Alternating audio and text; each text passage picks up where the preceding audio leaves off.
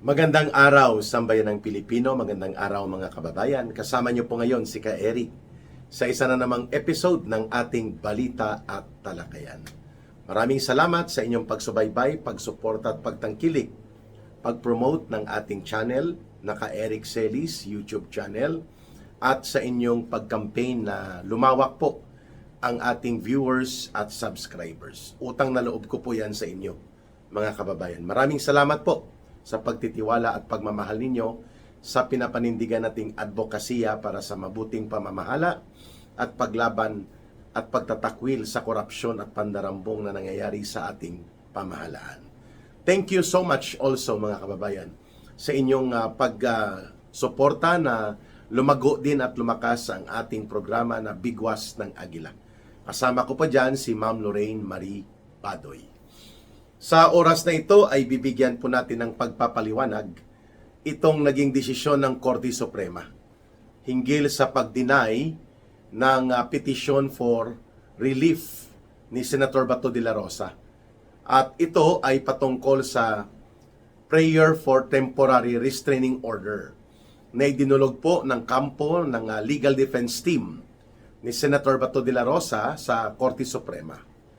Lilinawin natin na ang na-deny po o hindi pinayagan ay yung request or prayer for temporary restraining order na ipatigil muna ang ginagawa ng gobyerno ni Marcos at ng mga tauhan nito like NBI, PNP upang isakatuparan ang pag-implementa ng sinasabing arrest order from the ICC. Yun lang pong ibinasura o tinanggihan ng Korte Suprema yung temporary restraining order as a preliminary relief ni Senator Bato de la Rosa para sana ay pwede siyang lumutang at mag-attend sa sesyon ng ating Senado. Subalit, yung main issue tungkol po sa constitutionality and validity ng arrest order na inilabas ng ICC laban kay Senator Bato de la Rosa, kung ito ba ay tama na naaayon sa saligang batas at ito ba ay enforceable sa Pilipinas. Bagamat tayo ay hindi nasakop ng ICC at hindi na tayo napapailalim sa Rome Statute bilang treaty simula pa noong March 2019, pwede ba na ang arrest order na ito will bind the Philippine government and the state authority na ipatupad dito? Yan po ay subject to constitutional question. Hindi ba ito lumalabag doon sa probisyon ng ating saligang batas, lalo na po sa nakasaad sa Bill of Rights na dapat ang no one shall be deprived of life, liberty, and property without the due process of law. Hindi ka pwede po na basta-basta na lang maipapakulong o tatanggalan ka ng kapangyarihan sa pagmamay-ari ng mga properties o pati sa buhay mo kung hindi dumaan at naging desisyon ito ng proseso ng batas. So may ICC arrest order naman ka, Eric. Hindi ba yan valid para ipakulong si Senator Bato de la Rosa? Hindi po. Ang international warrant of arrest na yan ay dapat dumaan sa scrutiny ng ating korte kung tumutugma ba ito at walang nilalabag sa probisyon ng ating saligang batas. Yan po ang main issue na hindi pa nadedesisyonan ng Korte Suprema. But it can take time. Yes, it can take years, months, or several weeks. Depende po sa magiging takbo ng mga paghahatol o proseso ng pagsasagawa ng desisyon ng Korte Suprema. Kay Pangulong Duterte nga, yung question kung valid ba ang isinagawang arrest order sa kanya, na marami ang nagsasabi it was an act equivalent to or tantamount to extraordinary rendition or extrajudicial rendition sa payak na pananalita, kidnapping or cross-border kidnapping. Until now, hindi pa po yan nare-resolba ng Korte Suprema, and a lot of lawyers have already expressed na kahit resolbahin pa yan ngayon ng Korte Suprema, too late the hero. Sapagkat hindi na i-release ng ICC si Pangulong Duterte dahil na-custody na nila ito. Dadaan ka na ngayon doon sa proseso, sa Chamber of Judges at sa proseso ng ICC. So magiging walang bisa at epekto po ang resolusyon at desisyon na gagawin ng Korte Suprema kahit pa ito ay magiging positibo in favor kay Pangulong Duterte sapagkat ang physical and actual custody of former President Duterte ay nandun na po sa ICC. Wala na po siya, hindi na siya malaya eh. So magiging moot and academic or theoretical na lang ang magiging desisyon ng Korte Suprema. Similarly, yan din po ang iniiwasan ni Senator Bato de la Rosa na siya ay magiging bahagi na lamang ng isang academic decision or academic discussion sakali mang pumabor ang Korte Suprema sa kanya at kay Pangulong Duterte na illegal at mali ang paggamit ng ICC arrest order laban kay Pangulong Duterte, ganun din po kay Senator Bato de la Rosa. Kung sakali pong nakuha, nadampot, nadukot, na ipatapon at naipakulong sa ICC detention facility si Senator Bato de la Rosa, whatever pending petition on the review for the constitutionality, validity, and enforceability of that kind of ICC arrest order against him will now become mooted. Wala na. Kasi nakuha na siya kung sakaling naging matagumpay ang Lusob Senado atake Bato na operations nila Matibag at nila Trillanes sa utos at kumpas ni Bongbong Marcos Jr. Eh hindi nagtagumpay. Nakapuslit at nakapag-sidestep si Senator Bato de la Rosa. And so therefore, may laban pa siya sa Korte Suprema. Yun nga lang, the arrest order can now be interpreted by Marcos and his minions like Matibag at itong kanilang impostor na sheriff ng ICC na si Trillanes na pwede nang ipatupad ng law enforcement authorities under Marcos like NBI, PNP, ang naturang arrest order laban kay Senator Bato de la Rosa dahil hindi nag-issue ng temporary restraining order or injunction ang Korte Suprema, hindi pinigilan ang paggagamit ng arrest order na ito while there is or there are pending issues and question of constitutionality at the Supreme Court. So habang nagkakaroon ng pag-uusap at pag-review ang Korte Suprema, mga hukom or mahistrado ng Korte Suprema, sa part ni Marcos Jr., gagamitin at ginagamit na niya ngayon sa kanyang propaganda para lumpuin ang majority numbers ng Senado na pinamumunuan nila Senator Alan Peter Cayetano by making it clear na ipapatupad nila by all means necessary ang arrest order na ito laban kay Senator Bato de la Rosa kahit may pending issue yan sa Korte Suprema dahil hindi nga nag-issue ng temporary restraining order or TRO ang Korte Suprema. That is the point.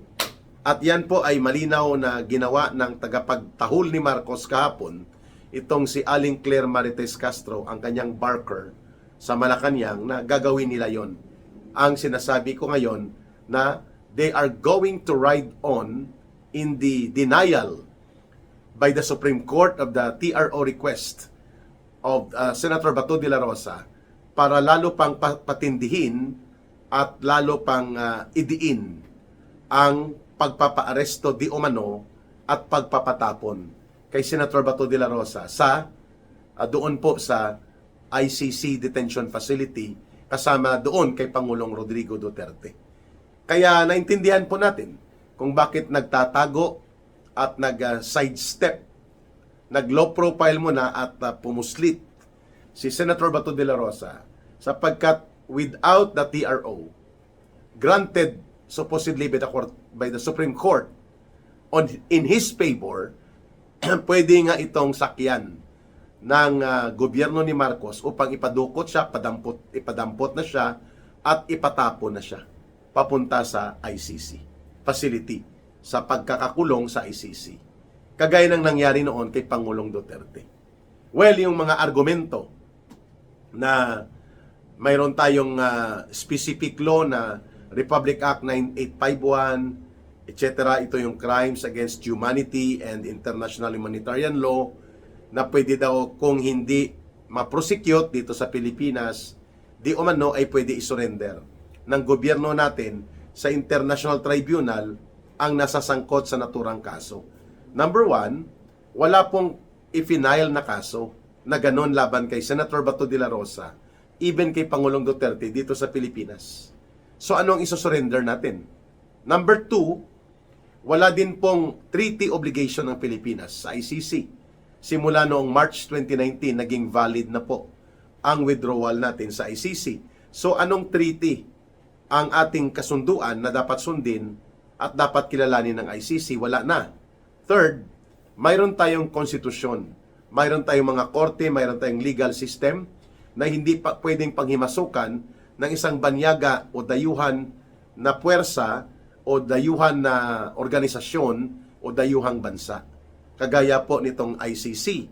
Kung gusto ng ICC yan, nahabulin si Senator Bato de la Rosa, they have to respect and clear it out first to the government authorities. And that does not include only Marcos. Dapat kilalanin nila kung tumutugma at sumasang-ayon ba sa saligang batas ng Pilipinas at sa sistema ng ating pagpapatupad ng saligang batas ang naturang arrest order nila. Ang problema po, ginagamit na ito ni Marcos Jr. kahit na wala pa pong categorical declaration o pagbubuo ng hatol at pagpasya ang Korte Suprema, sapagkat nagiging instrument of persecution, naging gamit po sa panunupil, paninikil at pangbubulabog ni Marcos Jr. laban sa Duterte political camp ang ICC arrest orders na ito. The way they did it against the former President Rodrigo Duterte. Ayun. So, ulitin po ni Ka Eric, nagtatago, nagsa-sidestep, naglo-low profile, pumuslit si Senator Bato de la Rosa in the face of the Philippine court and authorities in the Philippines. Wala po siyang arrest order dito. Ang arrest order na yan ay subject to review and validation of the constitutional mandate and validity kung yan ba ay tumutugma at hindi lumalabag sa mga probisyon ng saligang batas ng Pilipinas. Pangalawa, ang Korte Suprema lang po ang magkakaroon ng kapangyarihan na i-interpret yan. Wala po, hindi si Marcos. Sapagkat yan ay banyaga, yan ay dayuhan na instrumento. Hindi po yan batas sa Pilipinas. Kaya hindi automatic po na ibibigay dapat ng Pilipinas kung matino at matuwid ang gobyerno ngayon sana ni Marcos, hindi sana nagkakaroon ng ganito na uri ng paninikil, panunupil at panggigipit sa mga tinatarget ng ICC na kinasabwat na rin ni Marcos itong ICC, kagaya ng layunin nila na lumpuin at paralisahin ang Duterte political camp. The way things are being conducted right now laban kay Senator Bato de la Rosa. Mabuti nga at nakalusot si Senator Bato de la Rosa mula May 11 hanggang May 13. Yung dalawang waves, yung dalawang pagsulong.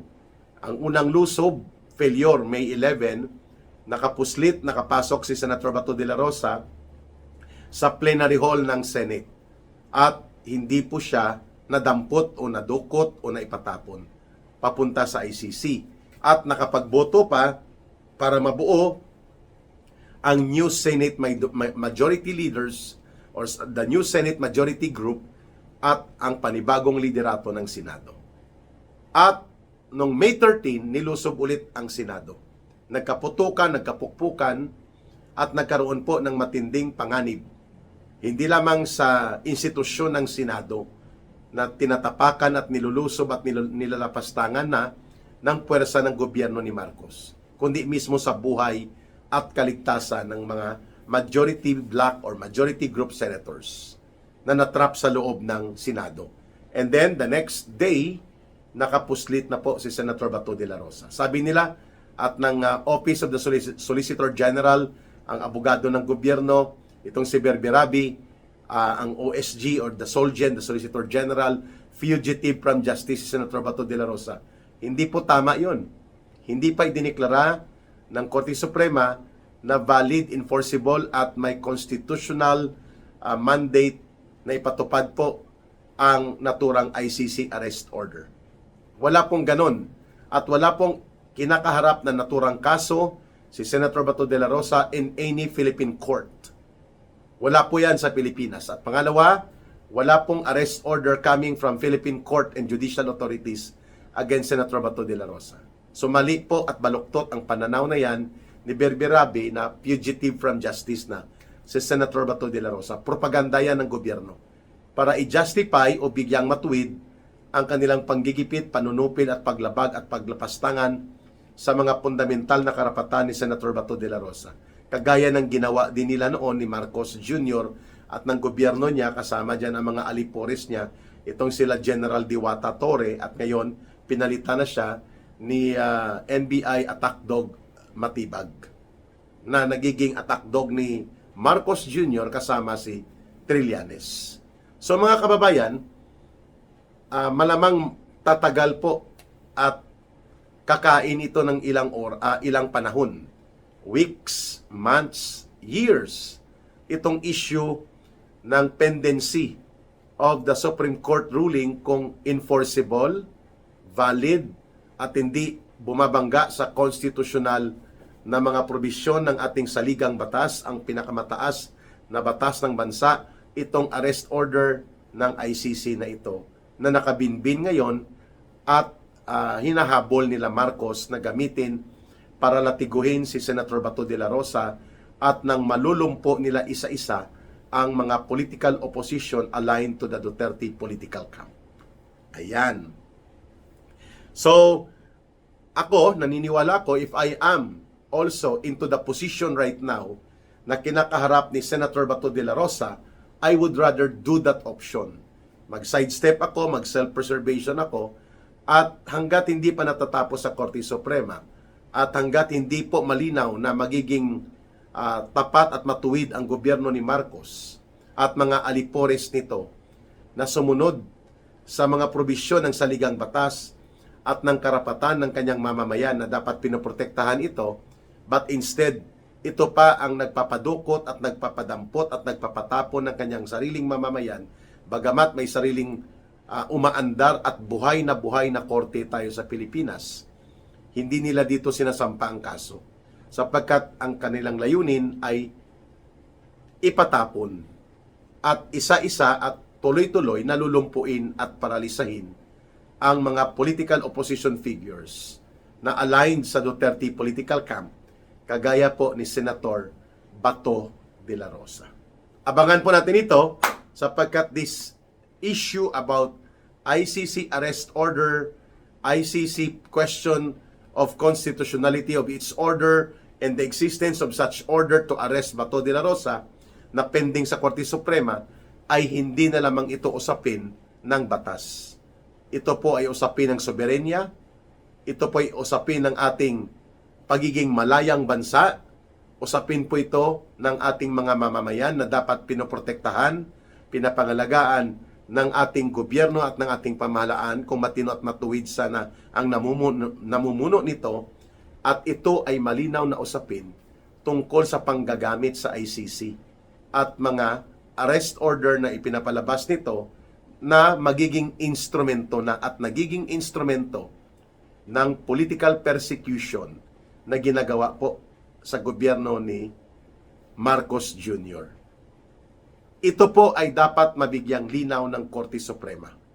But we cannot impose and we cannot force the Supreme Court. We cannot impose on them na bigyan nyo ng 60 days. Tapusin nyo sana ito para once and for all, malinaw kung ang ICC arrest orders can still be enforced in the Philippine territory, and it cannot be viewed and it cannot be on the position na kapag ipinatupad ito ay hindi nalalabag ang mga konstitusyonal na garantiya sa karapatan at kabutihan ng mga mamamayang Pilipino, at kung ito ba ay mayroong sandigan at salalayan sa ating sariling saligang batas na pwede gamitin ang ICC arrest order upang iselbi ito, bagamat malinaw naman po na political operations ito na ginagamit nila Marcos para, uulitin ko, i-demolish and totally paralyze ang natitira na mga Duterte political camp personalities and political opposition figures. Na masama po yan at hindi tama sa isang buhay na demokrasya. Normal at natural na may opposition sa politika for as long as these are all within the bounds of the law. Walang karahasan, walang madugo at armadong pamamaraan ng pagtutol sa mga patakaran at programa ng gobyerno na taliwas sa kabutihan ng mamamayan. Lalo na ang pagpupuna at paglaban ng mga political opposition groups laban sa katiwalian, korupsyon at pandarambong na nangyayari sa gobyerno. These are matters of fundamental elements of a democratic society na dapat hindi ginagamitan ng ganitong uri ng kabulastugan, pati ang dayuhang instrumento kagaya ng ICC ay ginagamit na sa maruming laro ng politika nila Marcos Jr. Abangan po natin kung ano pa ang susunod na magiging hakbang ng Korte Suprema patungkol po sa napakahalagang usaping ito tungkol sa soberenya, karapatan, kalayaan at demokrasya ng ating bansa versus itong panggagamit ng gobyerno sa kasalukuyan ni Marcos sa kanyang maruming laro sa politika at panunupil at panggigipit ng dayuhang mga instrumento kagaya sa ICC. Mabuhay po kayo, mahalin natin ang bansang Pilipinas, walang ibang magmamahal nito kundi tayo ring mga Pilipino. Para sa Diyos at sa Pilipinas nating mahal, may God bless everyone. May Allah will be with those who are Muslim brothers and sisters. Maraming salamat. Bye for now. Ito po si Ka Eric. Mabuhay!